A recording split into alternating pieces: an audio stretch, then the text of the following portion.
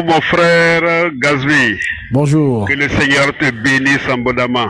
Amen, amen. Bon, moi ce n'est pas sur le mariage que je vais poser la question, mais j'ai lu la Bible en 1 Corinthiens 5 verset 5, il est écrit que Paul a demandé aux Corinthiens de livrer celui qui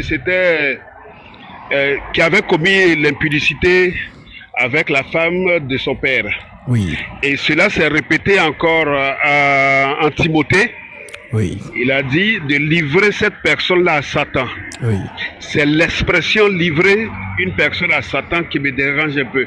Peut-on, de nos jours, est-ce que l'envoyé de Dieu que vous êtes, frère Gazvi, peut livrer une personne parce qu'elle vit mal à Satan? Oui. C'est là ma question. Exactement. En fait, c'est ce qu'on appelle dans l'autorité. La livraison à Satan ne veut pas dire que le frère ou la sœur n'est pas sauvé. La livraison à Satan, c'est la destruction de la chair parce que ce dernier ou ces dernières, justement, ne respectent pas le corps du Christ. Voilà donc pourquoi par son attitude, il est justement légitime que l'homme de Dieu, qui a la supériorité sur l'assemblée, peut justement exercer cette autorité et c'est ce que Paul a fait.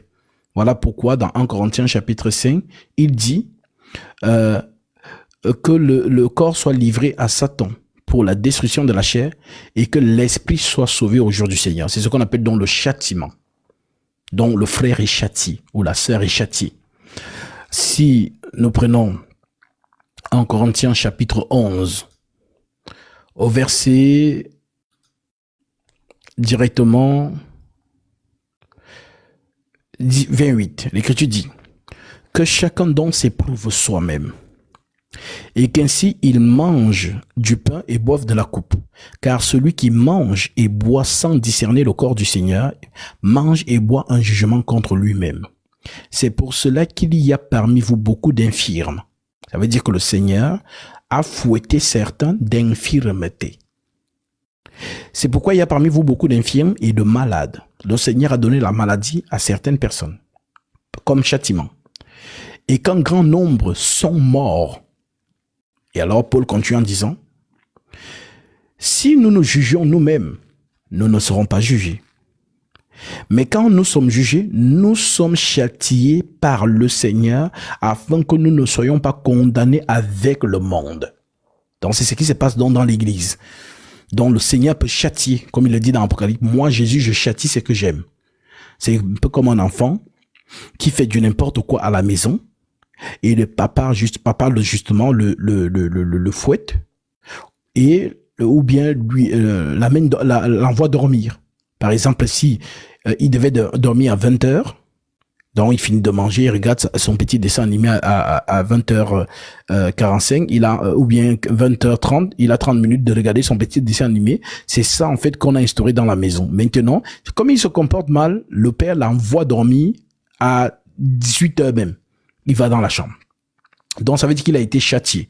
C'est donc ce que Paul explique. Voilà pourquoi il parle de ne pas être condamné avec le monde. Donc ce frère en question n'a pas été condamné du genre que non, il n'est pas sauvé, mais il a été justement voué parce que forcément la chair et le sang n'hériteront pas du royaume des cieux. Donc la chair est donc vouée à Satan pour sa destruction, mais que l'esprit soit sauvé au jour du Seigneur, tout simplement.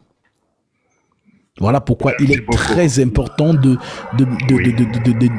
discerner le corps du Christ.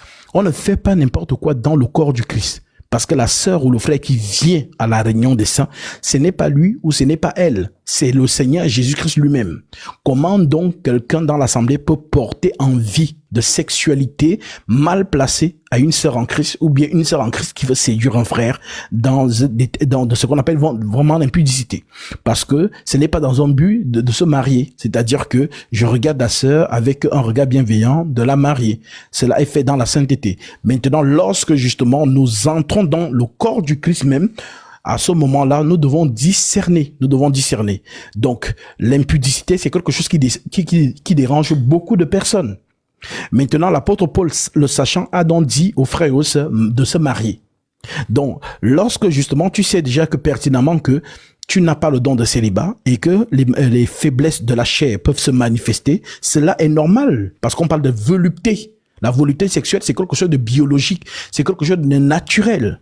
Maintenant, lorsque le corps, c'est-à-dire commence à te signaler les envies sexuelles, ça ne veut pas dire que tu es possédé. Non, le corps est en train de te dire, ah, mais tu n'es plus faite pour dormir seul.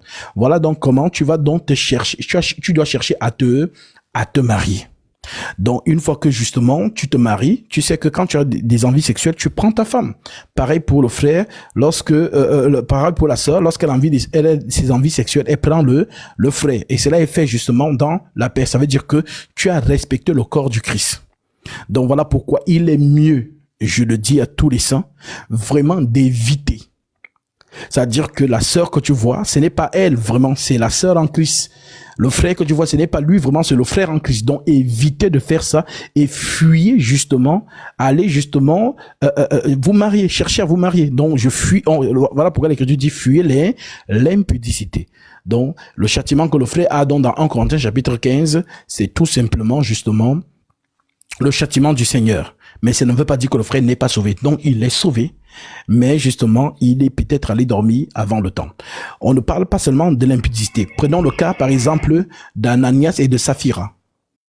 Ils ont caché l'argent qu'ils avaient vendu la maison. Et ils sont morts, rien que pour ça. On les a châtiés. Donc, ça ne veut pas dire qu'ils sont morts pour qu'ils ne sont pas sauvés. Mais non, c'est le châtiment.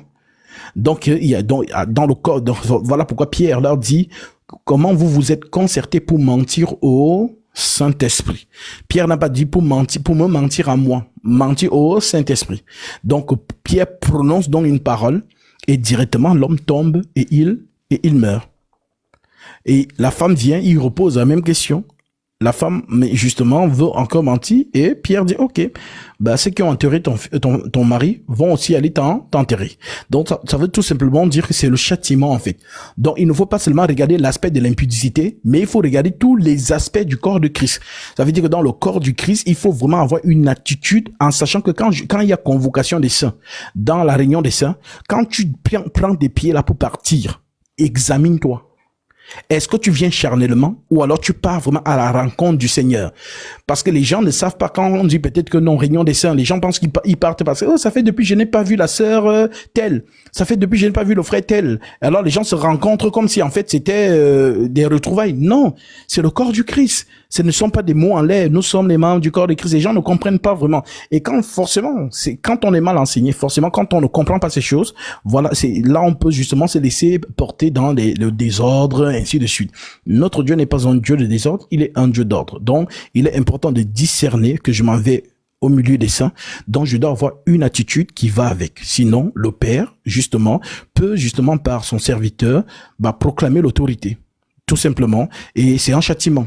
Voilà. Ce qui n'a rien à voir avec les faux frères dans le Seigneur. Ce qu'on appelle l'ivraie. L'ivraie, Dieu a dit que l'ivraie sera là. Mais l'ivraie partira en son temps. Je lis cette écriture dans le livre des psaumes. Psaume chapitre 1. Le verset 1. L'écriture dit, « Heureux l'homme qui ne marche pas selon le conseil des méchants, qui ne s'arrête pas sur la voie des pécheurs, et qui ne s'assit pas en compagnie des moqueurs, mais qui trouve son plaisir dans la loi de l'Éternel, et qui la médite jour et nuit. Et il est comme un arbre planté près d'un courant d'eau, qui donne son fruit en sa saison, et dont le feuillage ne flétrit point. Tout ce qu'il fait lui réussit. Il n'en est pas ainsi des méchants.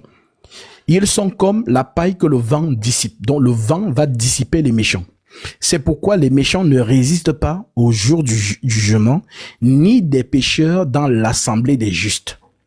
Le Seigneur connaît la voie des justes, et la voie des pécheurs mène à la ruine. Ça veut dire que les fils de la perdition ou les filles de la perdition qui sont cachés dans l'assemblée des saints, un jour ou l'autre, vont partir.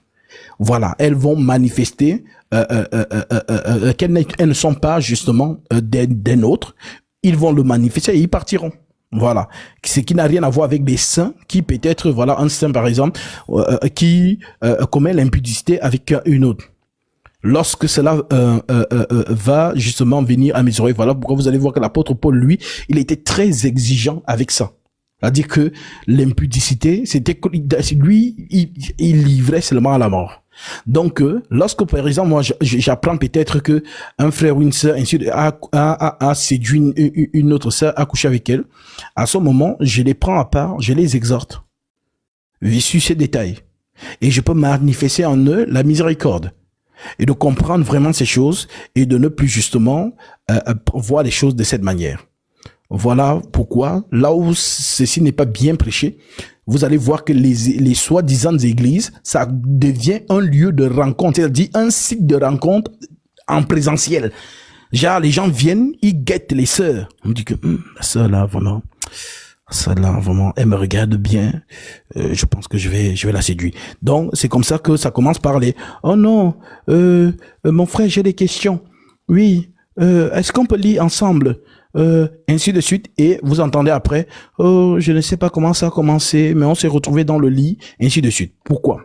Parce qu'il faut savoir qu'il y a l'ennemi. L'ennemi nous surveille à tout moment.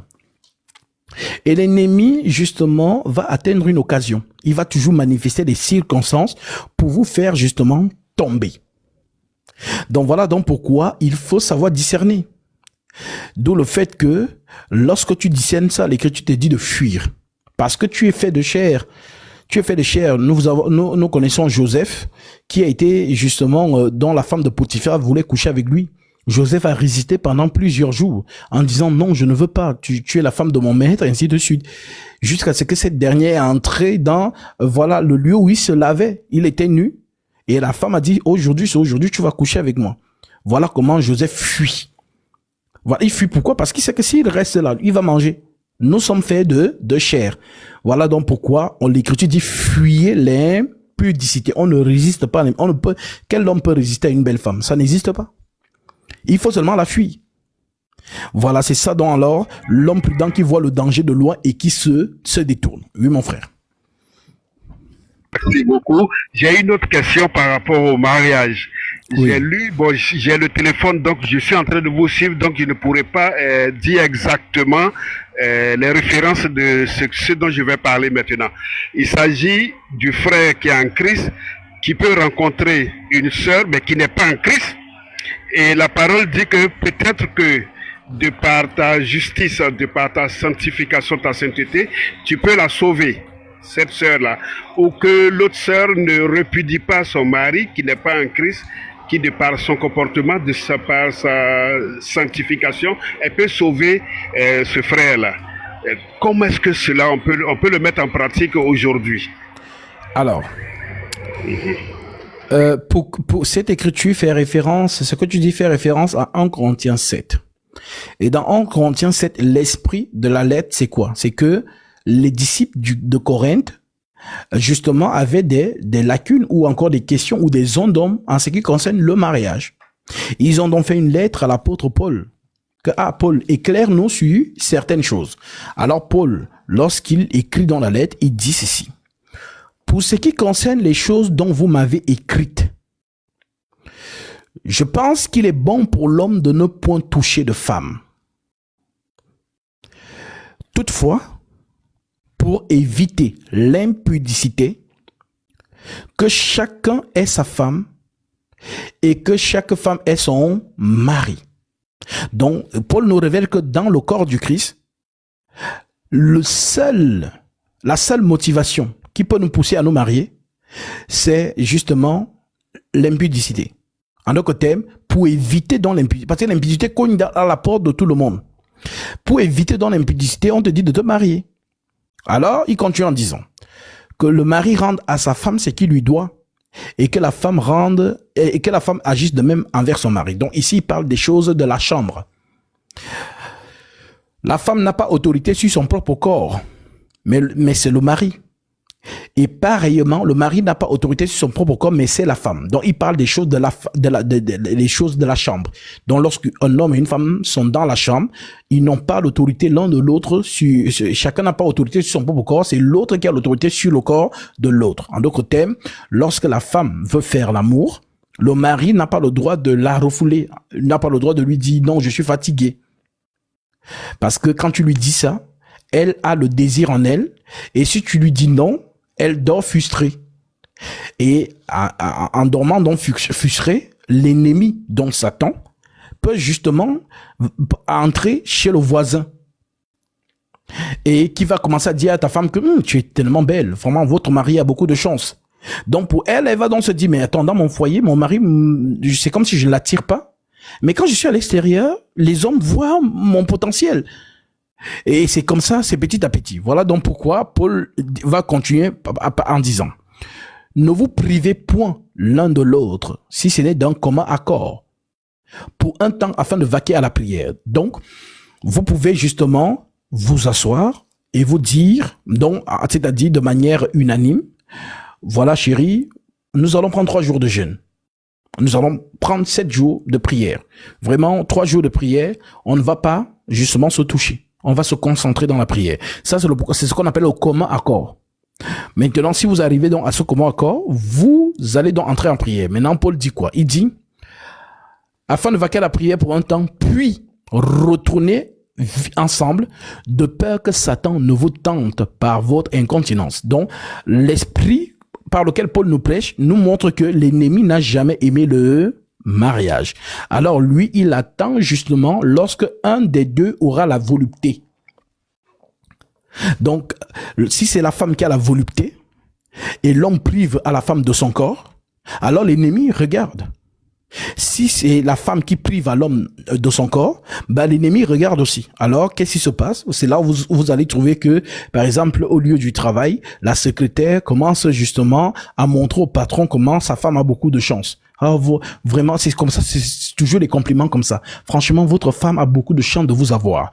Et en général, lorsqu'un homme entend cette parole, un homme futé, un homme qui a justement le discernement, il comprend ici que cette dernière aimerait être à la place de ma femme.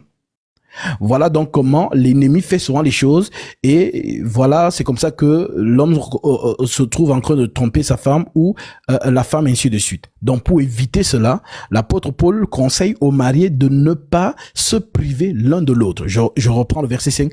Ne vous privez point l'un de l'autre, si ce n'est donc comment accord pour un temps afin de vaquer à la prière, puis retourner ensemble de peur que Satan ne vous tente par votre incontinence. Je dis cela par condescendance. Je n'en fais pas un ordre. Donc ce n'est pas une loi. Je n'en fais pas un ordre. Ce n'est pas une instruction, c'est-à-dire à faire.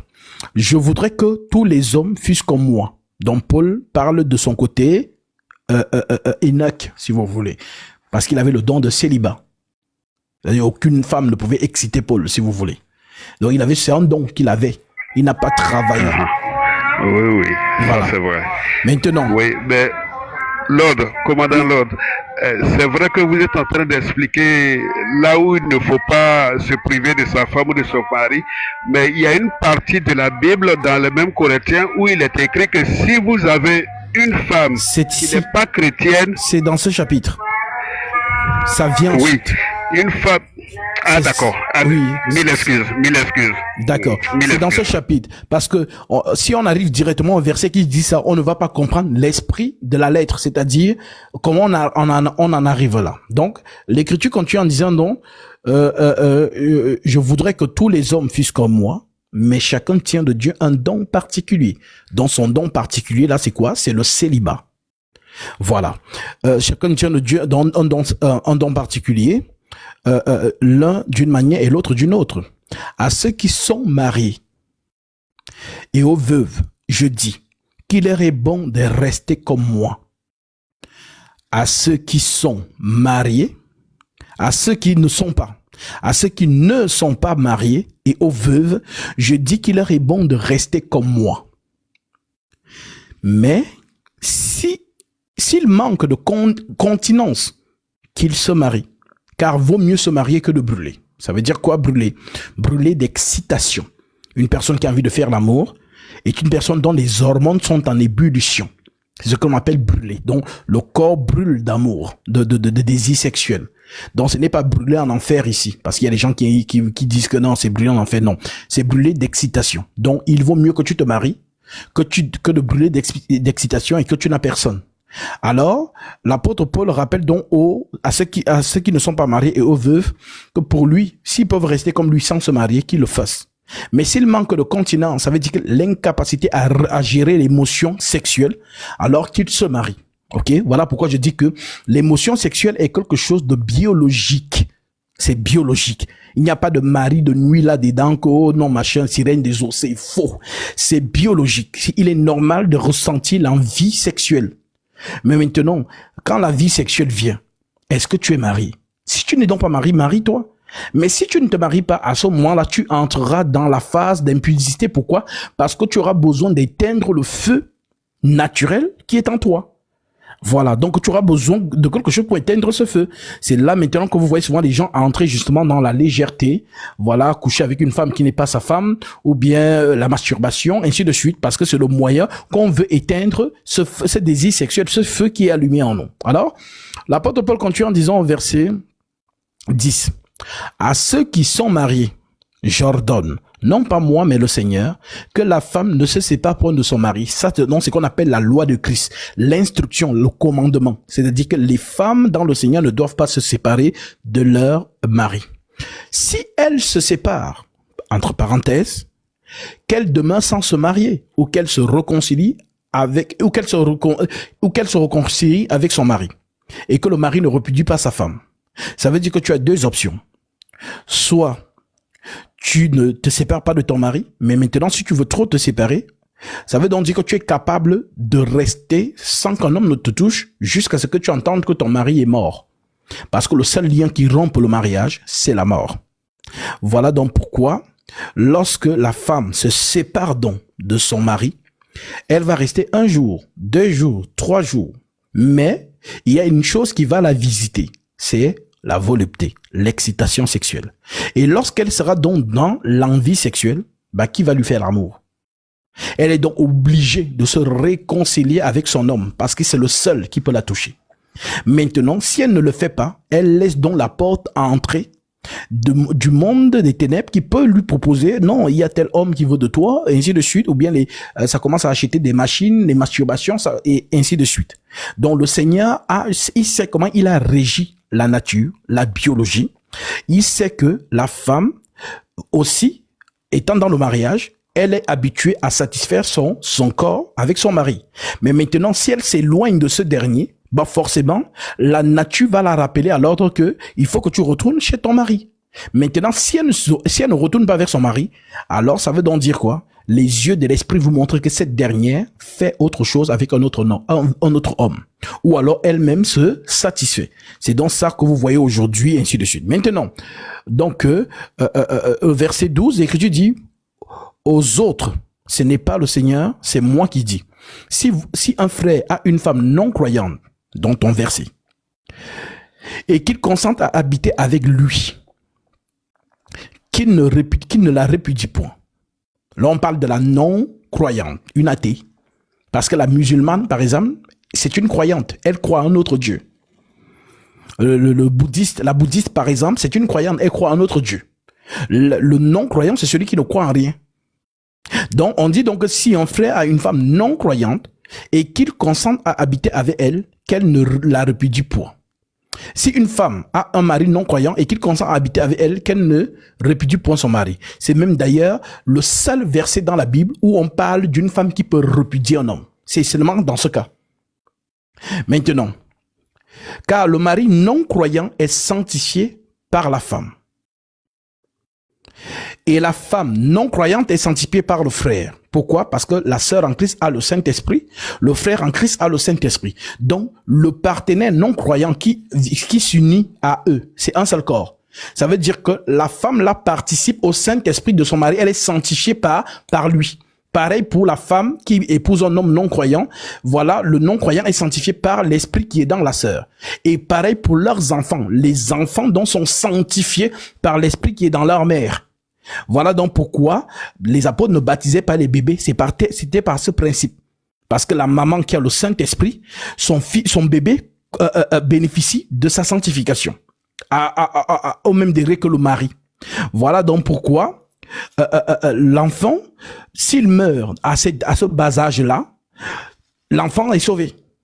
Maintenant, cet enfant va grandir. Maintenant, lorsqu'il grandit, il devient adulte, à ce moment-là, il ne bénéficie plus de cette protection. Maintenant, il doit entendre l'évangile, croire et prendre l'engagement d'une bonne conscience. C'est donc ce que le Vatican n'a pas compris. Et ils sont tous allés se précipiter à baptiser les bébés. Ils n'ont pas compris cette écriture. Voilà pourquoi aucun apôtre n'a baptisé un bébé. Ça n'existe pas.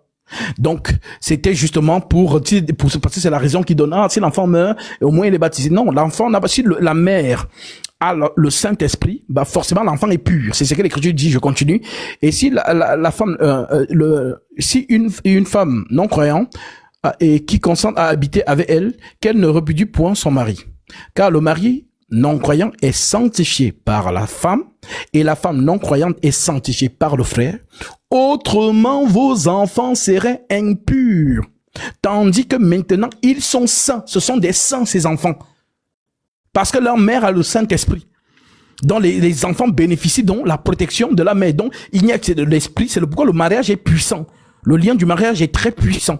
Voilà donc pourquoi l'apôtre Paul continue en disant, car le non-croyant est sanctifié par la femme et la femme non-croyante est sanctifiée par le frère. Autrement, vos enfants seraient impurs, tandis que maintenant, ils sont saints.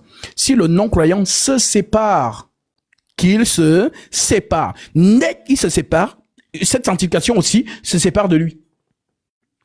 Donc, si le non-croyant se sépare, qu'il se sépare, le frère ou la sœur en Christ ne sont pas liés dans ces cas-là. C'est la seule écriture qui permet à une sœur en Christ, si elle est mariée à un non-croyant, et que le non-croyant décide de se séparer d'elle, à ce moment-là, elle peut se remarier à la seconde près. Ça veut dire que le non-croyant s'est séparé, qu'il se sépare, la sœur n'est pas liée dans ce cas-là. Mais si c'est deux frères en Christ, et que justement le frère un frère en Christ ou une sœur en Christ dont le frère en Christ ne peut jamais se séparer de sa femme. Maintenant, la sœur pareil. Maintenant, si ils en arrivent là, ça veut dire qu'il y a un problème. Maintenant, c'est le non-croyant, la non-croyante qui peuvent justement manifester cette envie de se séparer. Voilà maintenant pourquoi on dit que si le non-croyant veut se séparer, qu'il se sépare. Le frère ou la sœur ne sont pas liés dans ces cas-là. Dieu nous appelle à vivre en paix. L'Écriture continue en disant, se sépare, ou la sœur, Dieu nous appelle à vivre en paix. Donc, ce que Dieu veut d'abord, c'est ta paix d'abord. Parce que si tu n'as pas la paix, même ta marche dans le Seigneur devient vraiment avec trop de problèmes. Tu n'as pas la paix du cœur. Donc, il est important de savoir qui entre dans ta vie. Parce que toi, tu es morte dans le Seigneur. Tu dois marcher en Jésus-Christ jusqu'à la fin de ta vocation sur la terre. Donc, ce qui fait donc en sorte que si c'est une personne, voilà, qui n'est pas justement, qui n'a pas le même objectif, qui entre dans ta vie, il va t'apporter des problèmes. Au lieu de prier, tu passes ton temps à pleurer. Oh, il n'est pas rentré, il a fait 3 jours dehors, et ainsi de suite, machin. Donc, ta foi est vraiment bouleversée. Ça veut dire que tu n'as pas la paix du cœur parce que tu es dans le chagrin permanent. Donc, c'est le pourquoi il est très important pour la chrétienne ou le chrétien de savoir avec qui tu te maries. C'est très important. Voilà pourquoi Paul, continuant donc dans cette lettre, il dit, car que sais-tu femme, si tu sauveras ton mari? Ou que sais-tu mari, si tu sauveras ta femme? Parlant du lien de l'Esprit Saint qui sanctifie le partenaire. Seulement que chacun marche selon la part que le Seigneur lui a faite, selon la part qu'il a reçue du Seigneur. C'est ainsi que je l'ordonne, c'est un ordre à toutes les églises. Et pourtant, il a dit que ce n'est pas le Seigneur qui dit, c'est moi qui dis. Maintenant, lorsqu'il finit cette écriture, il dit que c'est un ordre. Ça veut dire que tout ce que Paul dit, c'est le Seigneur toujours qui dit. Donc, parce qu'il y a des gens qui s'amusent souvent à dire que non, ça c'est Paul qui a dit, je n'écoute pas. Si tu n'écoutes pas le Seigneur. Parce que le Seigneur a dit à Paul dans Actes chapitre 18, verset 9, parle, ne te tais point, car je suis avec toi, et personne ne mettra la main sur toi pour te faire du mal. Parle, car j'ai un peuple nombreux dans cette ville. Donc, la parole de Paul, c'est juste le Saint-Esprit, dont le Seigneur Jésus-Christ qui approuve ce qu'il dit. Ok? Maintenant, quand on arrive donc à la fin de cette lettre, au verset 35, je dis donc, je le dis à votre intérêt. Ce n'est pas pour vous prendre au piège. C'est pour vous porter à ce qui est bienséant et propre à vous attacher au Seigneur sans distraction. Si quelqu'un regarde comme déshonorant pour sa fille de dépasser l'âge nubile, et comme nécessaire de la marier, qu'il fasse ce qu'il veut. Il ne pêche point. Qu'on se marie.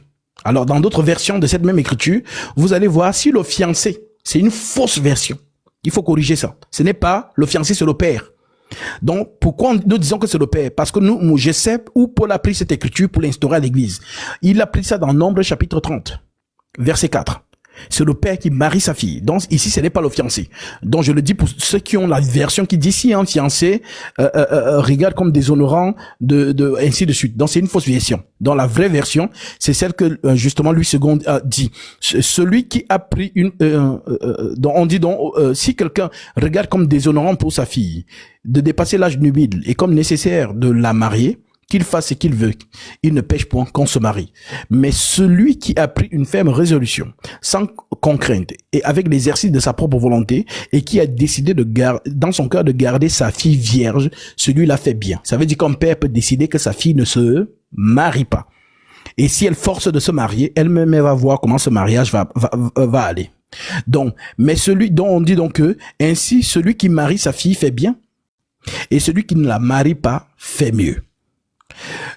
Une femme est liée aussi longtemps que son mari est vivant.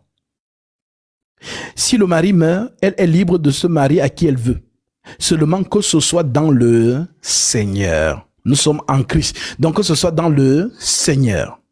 Voilà donc pourquoi l'Écriture continue. Elle est plus heureuse néanmoins si elle demeure comme elle est, suivant mon avis. Et moi aussi, je crois avoir l'Esprit de Dieu. En d'autres termes, voilà, nous ne sommes pas obligés de nous marier dans le Seigneur.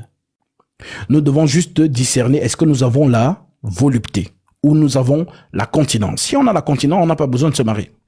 Mais si nous n'avons pas la continence, pour éviter donc d'être dans l'impudicité à chaque fois, on se marie. C'est ce que Paul dit. Donc, voilà les précisions concernant le mariage et par rapport à ta question. Voilà, tout simplement. Sois béni, Lord commandant. Amen. Sois béni. Et que Dieu fasse que toujours tu sois inspiré par le Saint-Esprit afin de nous enseigner ces choses-là. Alléluia. Merci beaucoup. Bonne soirée. Shalom, bonne soirée. Shalom. Et vraiment, c'est quelque chose, on n'en parle pas beaucoup. Voilà, beaucoup de gens sont dans l'ignorance de ces choses. Voilà pourquoi, voilà, les mariages, vous allez même entendre les païens qui disent, franchement, chez les chrétiens, le mariage alors, c'est, tu vas voir les chrétiennes, mais le comportement de ces derniers à la maison, je vous assure, c'est grave. Ça dit deux personnes qui se disent chrétiens, mais les voisins les entendent se chamailler tous les jours. Vous expliquez ça comment? J'ai eu un cas comme ça. Chrétien. Donc, ne pensez pas que vous êtes caché. Hein. Les gens savent que les voisins là-bas, ils sont chrétiens. Ils savent. Donc, chez vous, ça doit seulement être l'exemple. Ça veut dire que si le voisin a des problèmes de mariage chez lui, c'est chez vous qui vient cogner que, vraiment, avec ma femme, ça ne va pas. Vous allez, et c'est comme ça que vous pouvez convertir beaucoup de gens. C'est comme ça que vous pouvez convertir beaucoup de gens. Mais vous pensez que non, vous êtes caché, on ignore que vous êtes chrétien. Alors quand vous commencez à vous quereller, vous dites, l'autre qui lance à sa femme, vraiment, regarde comment elle est. Franchement, j'étais sourd quand je te draguais même. C'est parce que vous voyez. Donc, les païens entendent ça, ils se disent que, regardez les disciples de Jésus-Christ. Et vous devenez ce qu'on appelle calomnier la voix de la vérité. Donc, il faut justement être exemplaire à la lumière des ces écritures. Voilà. Donc, c'est le seul moyen pour fuir l'impudicité. Il n'y a pas d'autre moyen. Il n'y a qu'un seul moyen pour fuir l'impudicité, c'est de se marier dans le Seigneur. Ok? Voilà. Donc, si vous avez la continence, gloire à Dieu. Paul avait la continence. Il avait le don de célibat. Et puis, voilà, il n'avait pas besoin de se marier. Il ne faut pas être hypocrite avec soi-même. C'est toi qui écoutes ton corps. Quand tu as faim, tu entends les bruits de ton ventre. Le ventre te dit que j'ai faim, il faut que tu manges.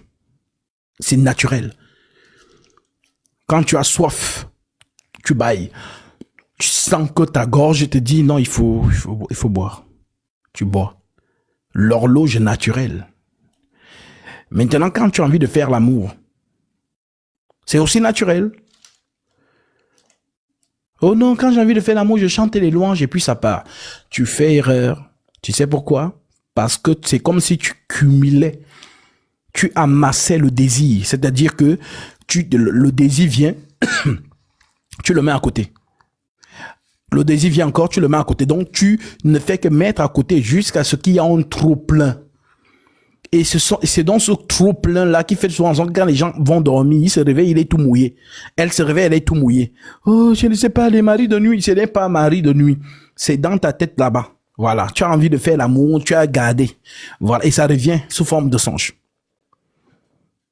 Il faut être honnête avec soi-même. Il faut savoir s'écouter. Écoutez-vous.